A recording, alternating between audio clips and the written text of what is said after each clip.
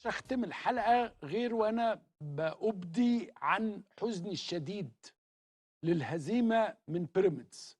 هزيمة غريبة وإجوان أغرب، ومبقتش فاهم بالظبط إحنا موقفنا إيه وحكايتنا إيه. يعني نعمل إيه؟ النادي بيقول لك أصله مفيش فلوس، مفيش لعيبة، مفيش إدارة، مفيش حب، مفيش إخلاص. بقينا بنجيب للعيبه يعني مشجعين مشهورين علشان يقعدوا يتكلموا معاهم ويعالجوهم قبل ما ينزلوا الماتش.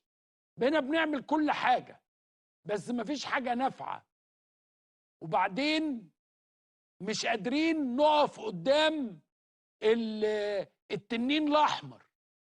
بيقول لك من يومين طالبين قرض نص مليار جنيه، وفي ناس بيقولوا لا مش نص مليار، هم 350 مليون.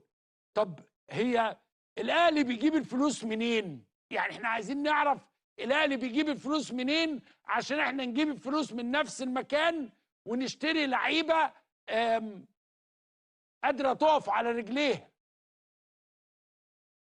احنا لغايه دلوقتي بنحاول نسد ثمن اللعيبه، فيلل، بيوت، لو حد معاه ساعة يديله يكمل له.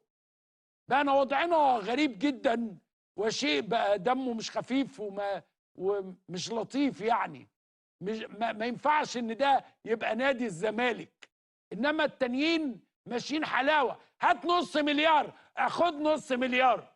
ده مين اللي بيدفع له؟ بيجيبوا فلوس دي منين؟ هو مش في المفروض قواعد لصرف الفلوس، ولا اي حد يجيب اي فلوس في اي حاجه ويصرفها؟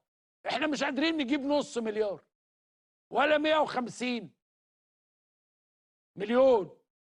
وبكده أعزائي المتابعين يكون الفيديو بتاعنا خلص، وتابعنا مع بعض ردة فعل عمرو أديب بعد هزيمة الزمالك من بيراميدز، وكانت ردة فعل مضحكة جدا ومؤسفة جدا. وأنا بصراحة ما كناش عايزين الأهلي يواجه بيراميدز بالهيئة اللي هو عليها الأهلي دلوقتي، لأن هو بصراحة يعني الشكل النهائي كده للأهلي دلوقتي مش كويس خالص، مش أحسن حاجة. عايزاكم كمان تكتبوا رأيكم في التعليقات تحت، هل كلام عمرو أديب صح، في حاجة غلط، في انتقاد ليه؟